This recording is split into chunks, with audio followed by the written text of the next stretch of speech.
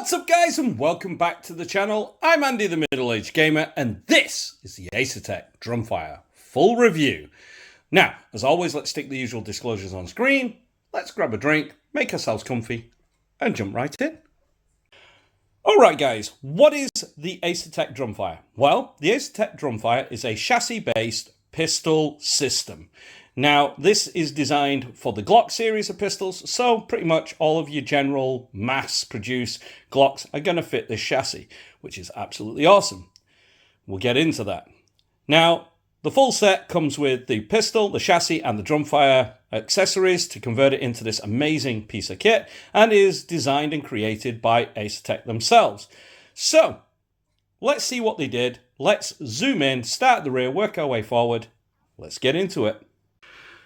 Okay, starting at the rear, we have Acetech's first part. This is their new enhanced stock. It is a 3D printed nylon fiber reinforced polymer, which is quite nice and provides a very good rigid butt pad.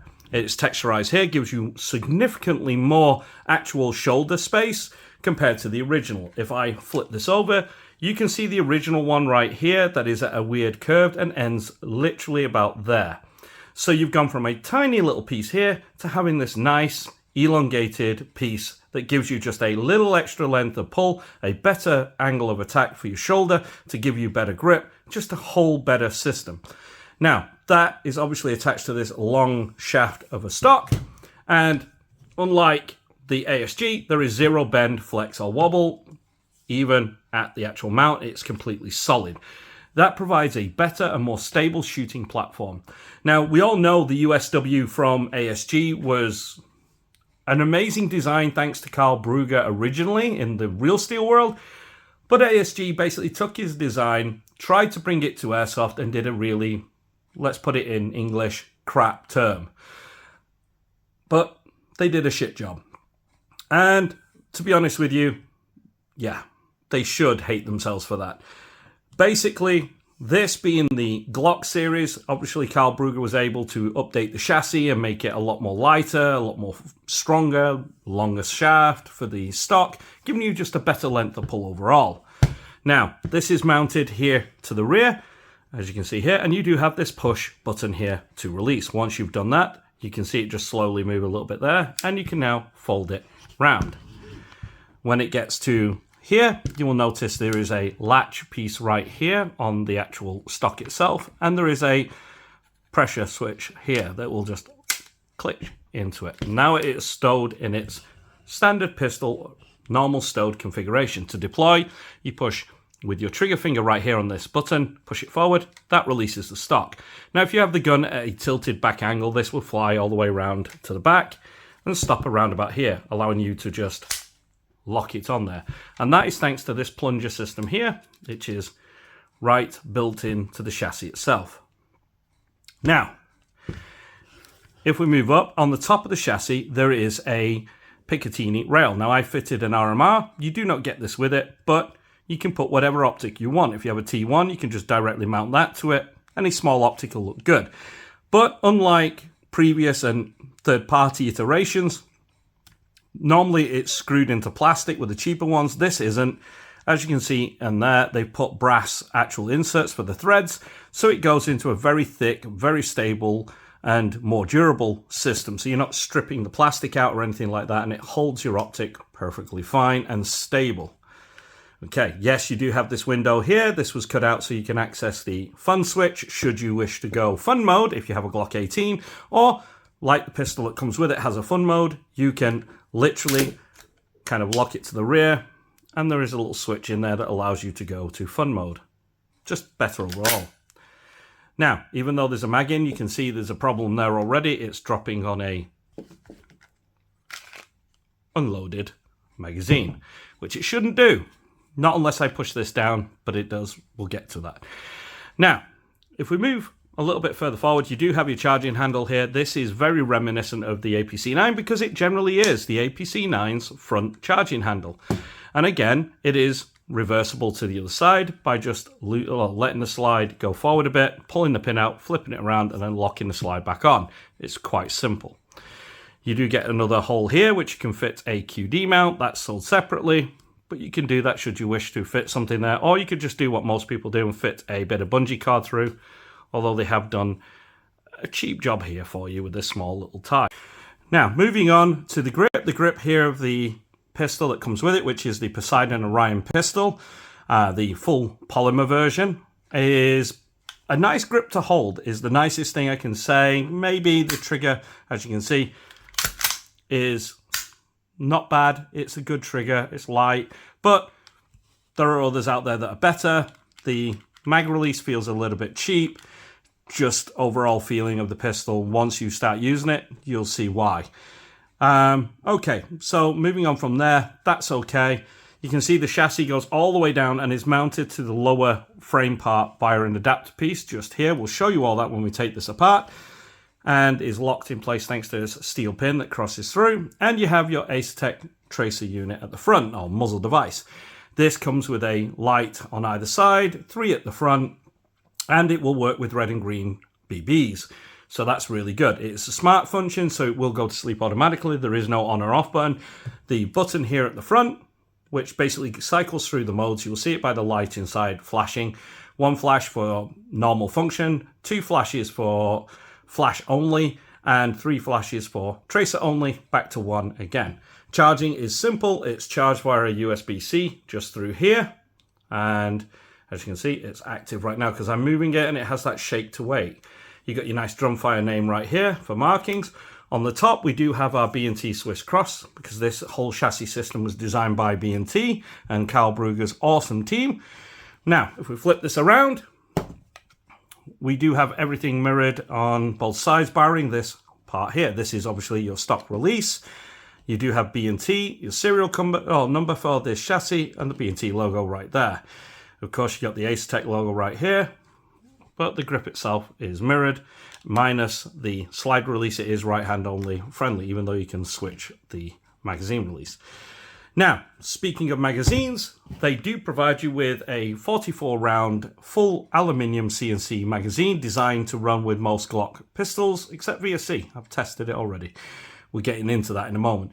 But it does a good job. I was able, with the pistol here, to get 2 full magazines of BBs out of 1 charge of gas, which is 88 shots. But I must say, like I say, it's a decent system. The CNC like brushed metal effect on there, it's really beautiful. It's very lightweight. We'll do the weight test in a moment when we get the scales out. But all in all, it's an absolute beast of a machine. Something I've been really, really impressed with. Okay, so let's get some BBs, let's get some gas in there, and let's take it out to the range and see what this thing can do.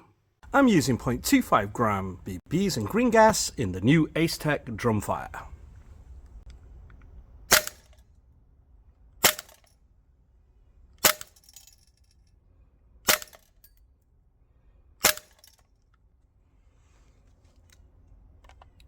Okay, so with 0.25 gram BBs, we get 250.4 FPS average. Okay, so given the nature of this Acetech Drumfire, let's take it back to 15 meters and let's see what she's like.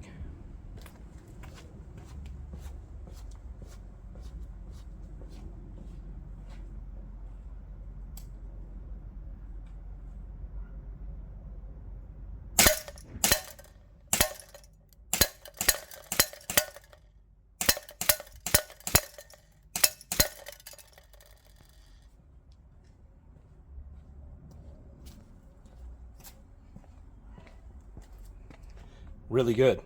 Okay, let's see how good she is with the Texas Star.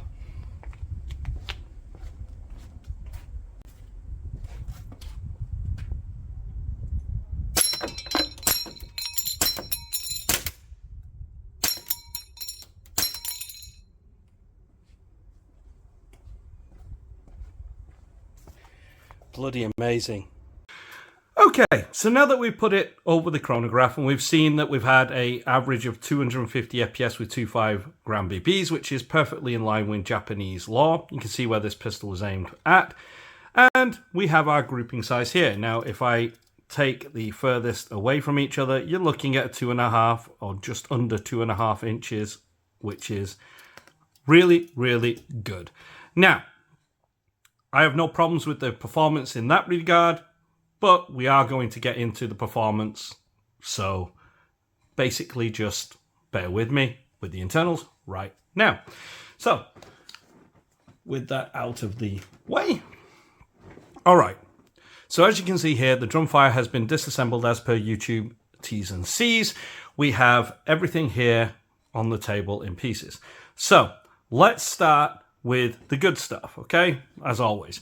So we have the frame here. It is extremely rigid. There is no bend, flex, or anything like that, no twist. It is really well built with a very strong nylon fiber polymer. Now, that's really good. What they've done is a really good job here.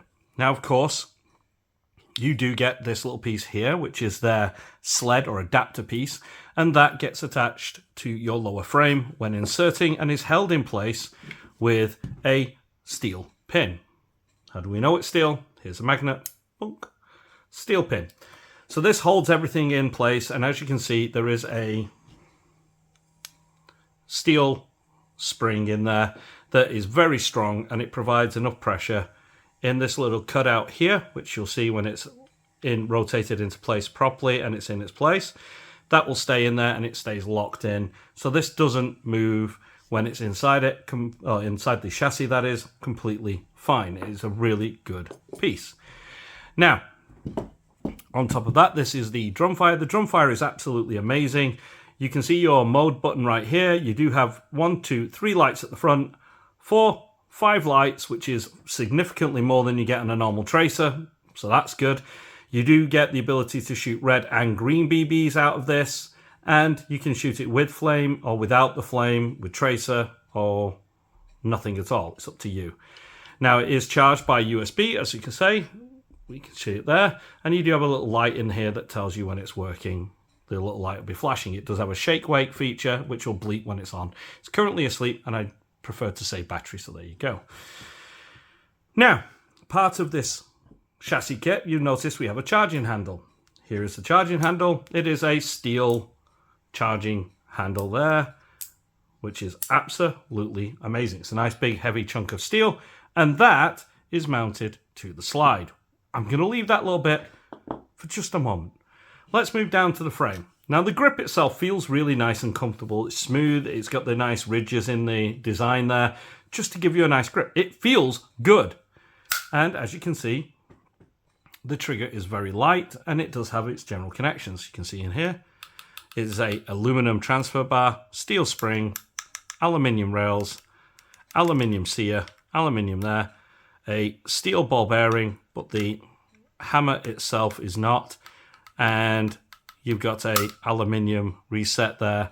That means the firing pin itself is aluminium. It doesn't need to be steel because all of this is basically designed to be shooting low FPS, etc. Now, just in case, no, even the actual slide lock catch here is aluminium.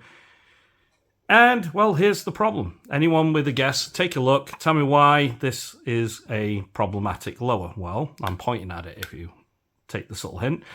Straight away, you can see the wear and tear on here, and that is where your magazine. So if I take the magazine here and we show you, you see it from side view. When this goes in, it lifts up, right? Which, like this, normal, perfectly fine. When it has the slide on, it's around about here. Now, to get this to work properly and reliably, I have had to modify that little piece by bending it back down because it is such a very, very, how do you say, soft, malleable piece of metal that is steel, but not high quality stuff. That basically bent too far up and it was stopping to lock at first. I thought, oh, that's an issue. But then taking a look here, as you can see, this actual lever and release lever here, as you would call it, is right up against the frame itself, meaning that when the slide is on here, the only amount of material touching the slide itself is from here to here. And you can see that, if I bring it up, with the small amount of material still left on the steel there from the slide. So let's get to the slide.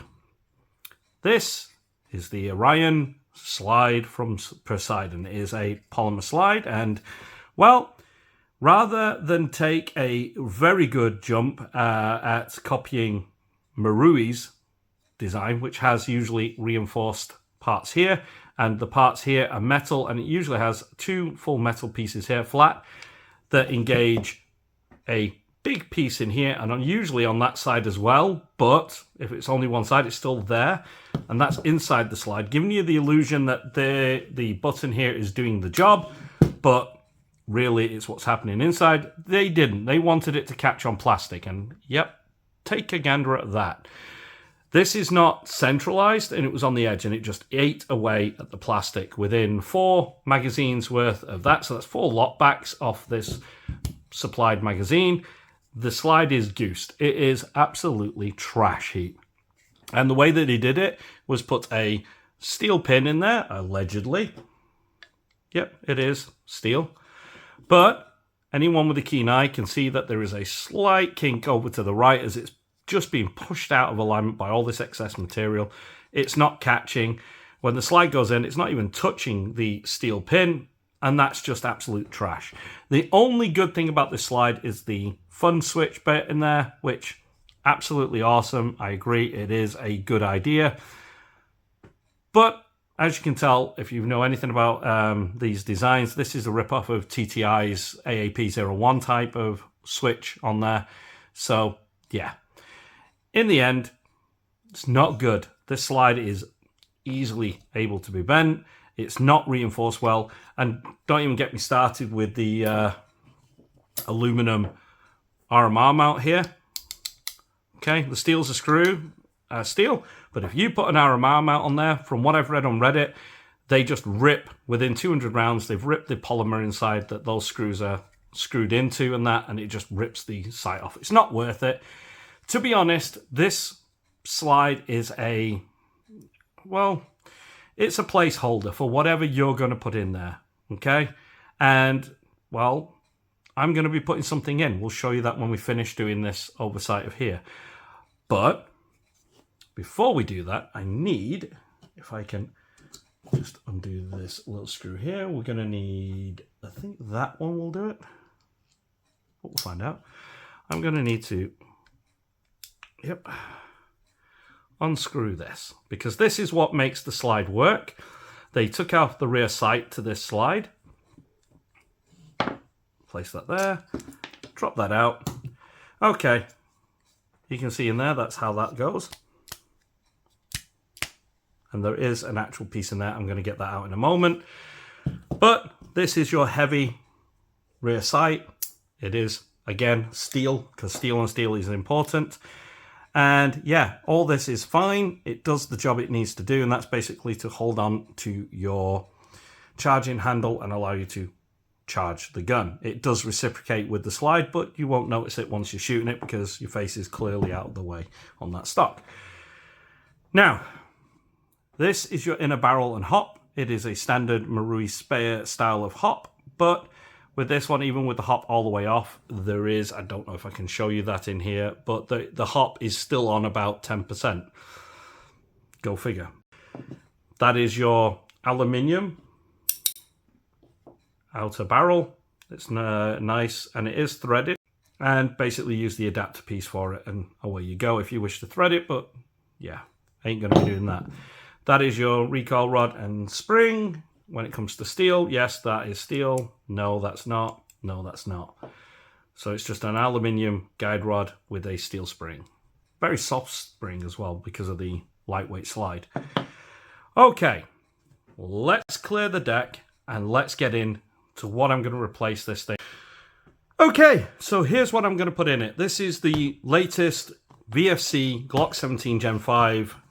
Okay, this is their V2. It was released in 2024. As you can see, it's brand new. So we're going to take you out, and I will take the Allen key because we'll need that. The box. Once we've got this out, let's hold in my bag. Okay.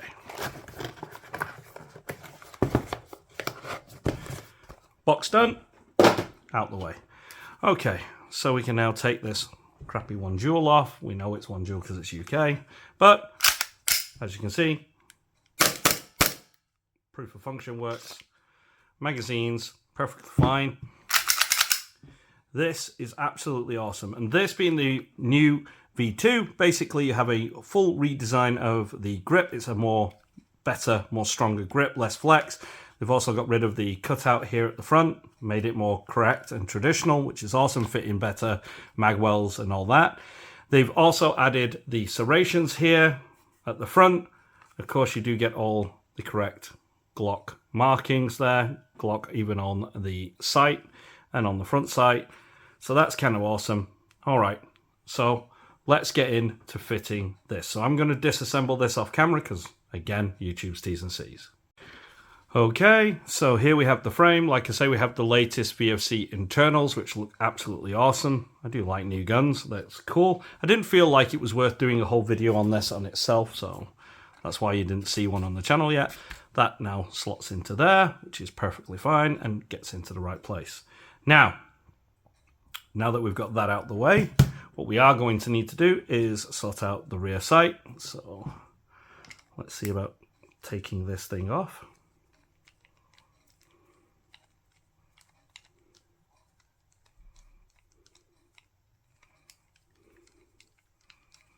Okay.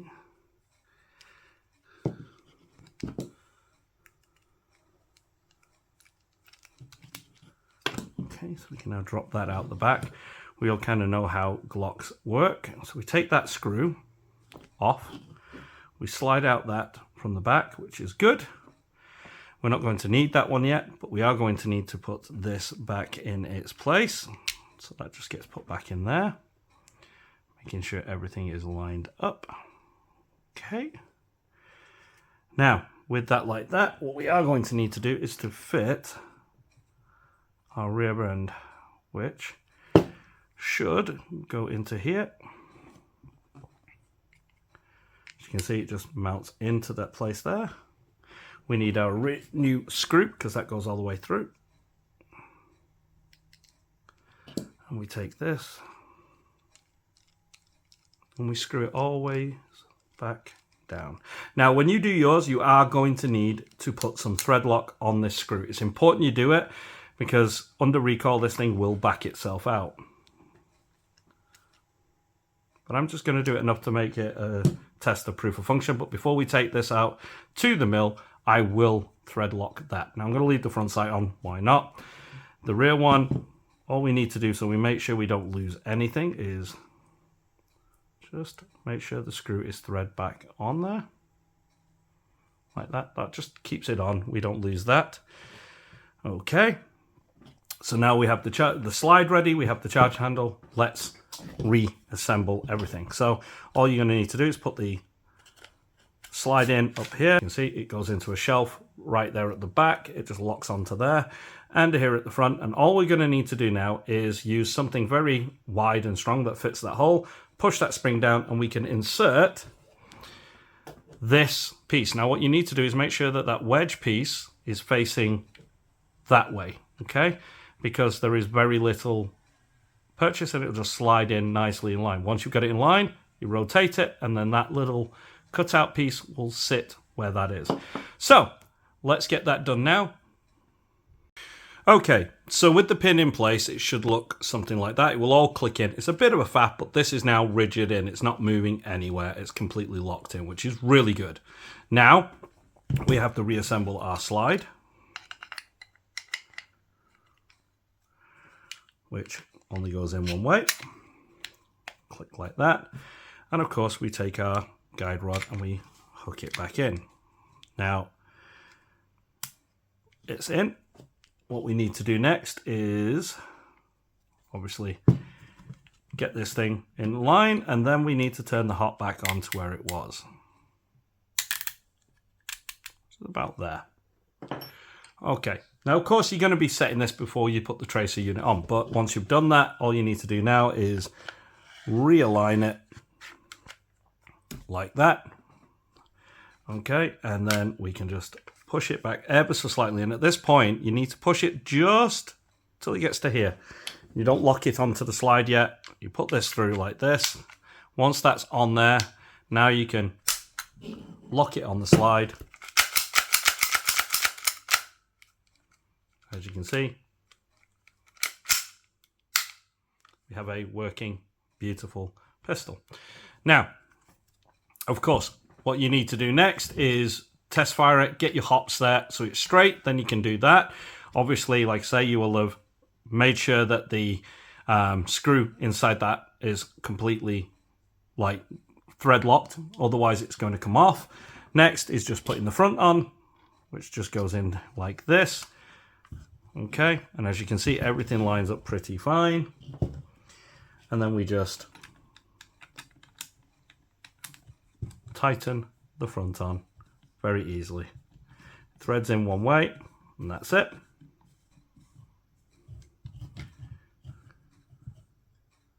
Tighten it just so you can get it hand tight. Don't over tighten it because it is 3D polymer. And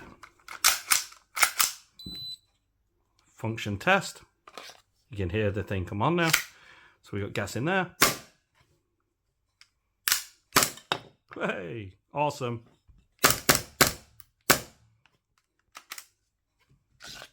Awesome sauce.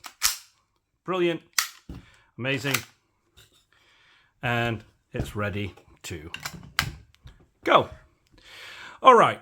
So I'm going to get this now zeroed and everything ready. And then let's get this to the mill. How many rounds? 50, and I've got 2 extra mags. So you can go wild.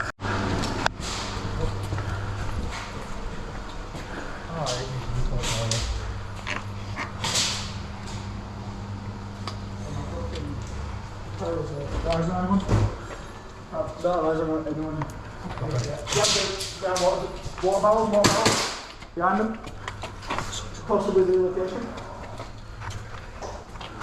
I see Chris at the back there. Safe to go through. 2 minutes. 2 minutes remaining. 2 minutes.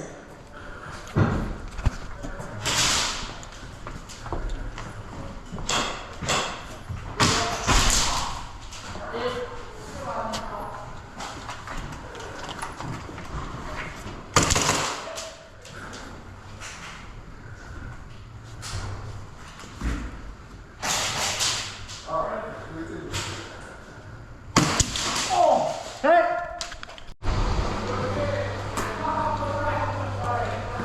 1 minute. 1 minute remaining. 1 minute. Oh, that stings well! Yeah, fucking Will's a shotgun. Think you're snipers? Water jugs?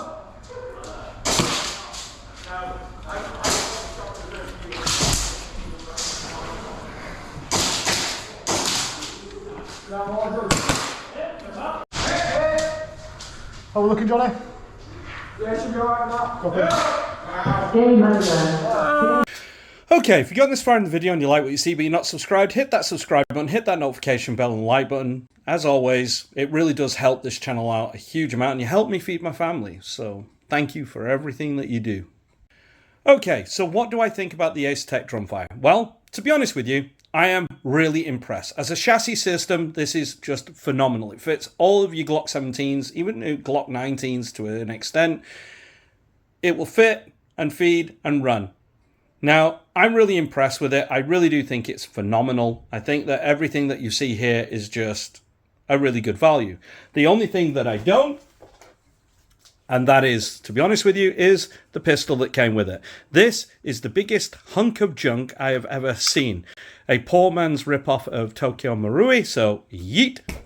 That can go in the garbage fire of hell, as far as I'm concerned. Please stay away from Poseidon's plastic pistols. I can't vouch for their full CNC ones that cost double the price of that. I don't even think I want to, unless they want to send it to the channel for me to do a review, and I'll take everything back if they do beat it, but if not, well, that's up to them. Let's leave it in their court, as they say. For me, go out there, buy yourself a decent Glock pistol or Glock 17 of your choice, whether it's the Armor Works, WE, whatever you, although WE I would put at the back, but there is plenty of them. I got the official Glock, as you can see in here, and it just suits the entire system. It looks right. So you do what you prefer. For me, this is absolutely amazing. It gives a stable, absolutely awesome platform to shoot from, And that's the important part. You're not running around thinking you're hitting people with a Browning action and having that instability of the Browning action where you basically hit 3 feet to the left or to the right or whatever. You think you're hitting them when you're not. With this, you get everything that kind of shows you where you're hitting. You've got your tracer unit that shows exactly where the BBs are. You've got a stable platform with the stock and everything, and it just works. So yeah, as far as I'm concerned, the Acetech Drumfire is a phenomenal piece of kit. It retails for £220 if you buy it from Acetech themselves. It will cost you another 20 odd pounds for the shipping fee and about £40 on top for the actual UK customs, which you will sadly have to face, so make sure you've got your own UCARA numbers. Now, doing that, it's still a good value. Just the actual Drumfire on its own is around about £110 to £120 for the actual tracer unit and stock piece. Add to that the chassis itself, which goes for another £100 on average. So you're already getting good. And yes, you do get a pistol with it, which, yes, is kind of a placeholder, to be honest with you. Here in the UK, the prices of the Drumfire as a full set is pretty expensive. Almost as much as buying this entire pistol set at 220 quid from Acetech, with all the shipping and that, but they give you a WE Glock 17 Gen 4. So not even the latest, but the older generation of WE Glocks. And that, to me, is a bit wrong. It's just them cutting corners when they could have done a good job, like, say, that partner up with Armor Works, done one of their Hex cool slides or something like that. Would have suited this whole thing even better. But I have to digress, and I will. This is just absolutely a phenomenal piece of kit. So, in the end, I'd love to know what you guys think. It is all down to what you guys think. Do you think this is really good? Did they nail it as a CQB kind of milsim-ish and speed softer-ish hybrid, which is the way I would say this is aimed at? I mean, put some HPA magazines on this thing. It's a speed softer's dream and a milsim because it is a USW kit that is actually in service, but with the nice pimped out bits such as the muzzle device and the stock. So you get where I'm going. This is kind of good. I think it has. I really like it. But what do you think? Let me know in the comments. And as always, I've been Andy the Middle-Aged Gamer. You guys have been absolutely amazing. And I will catch you in the next video.